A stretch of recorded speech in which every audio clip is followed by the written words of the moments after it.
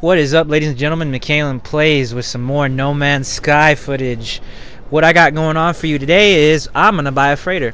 I got 400 million units. Took me a while, but we got there.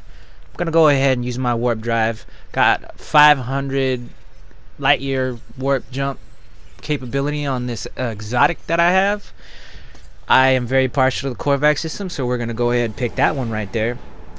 What I'm looking for is something with at least 30 slots and a good warp jump capability, so I can disassemble my warp jump on my main StarCraft and just, you know, do all my jumping from the freighter.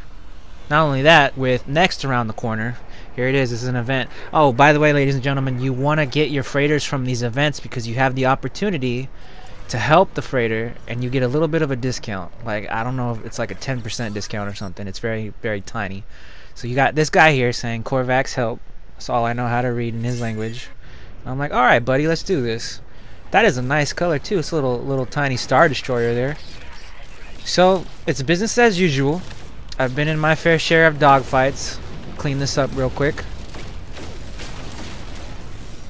Wow, he's getting hit hard. Those little orbs right there are storage containers, and I guess the space pirates that's what they're after. They're after the raw resource that's in those.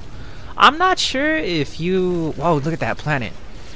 Why is there like a grid around that planet? I'm gonna have to check that out, ladies and gentlemen. Anyway, back to the situation at hand. I've gotten a little arrogant with these dogfights, which I'm waiting for the dogfights next. Oh my gosh, I can't even tell you how stoked I am for the next update. Where the NPCs, these non-player spacecraft that you fight, it's fun, but they're predictable. Especially with the reverse thrust trick, where you pretty much essentially go backwards to do sharp turns.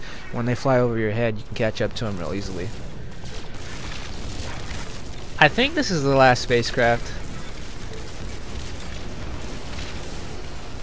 Wow, we got other craft helping me out here. I appreciate it, buddies. I think that's the last one. That's all she wrote. Nope, nope, nope. There's one more.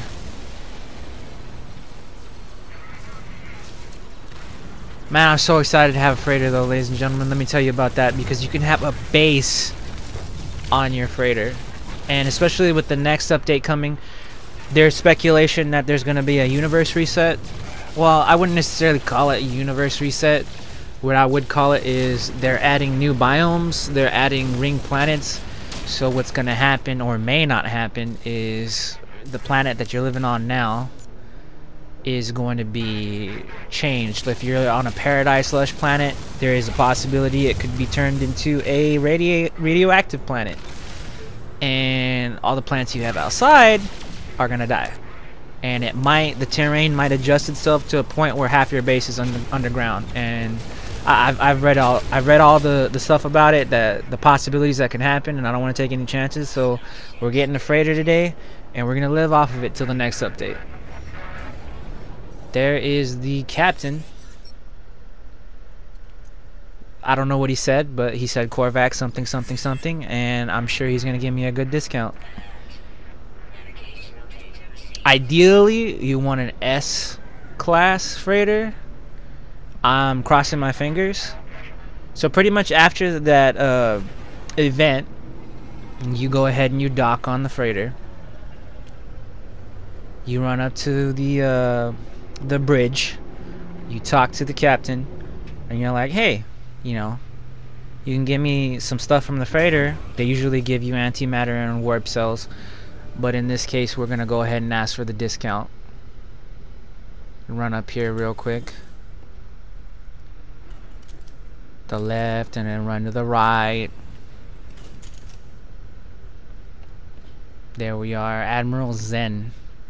Now, depending on what star system you go to when you trigger these events, it's best to save before you do these events, because you can reset and go to another system, save yourself the warp drive fuel, and you can, I guess you could say that you can choose and pick whatever freighter you want. If you're patient enough, you can go to you can get one of those fancy what do they call it, Sentinel freighters with S-type class. And hey, this isn't that bad. 34 slots, 405. Yeah, I'm gonna go ahead and I'm gonna buy it. Well, now that I have my own freighter, ladies and gentlemen, it's time to get all my stuff off my home planet and make a base on here. Alright, so I've been a little busy. I parked my freighter right there next to the space station, and I'm gonna show you guys what I've been up to. I like to put all my ships on the left side. I guess you could call it Dock Bay 1. Since buying this freighter, I have bought 2 additional ships. You can have multiple ships once you have a freighter. So now I have my exotic.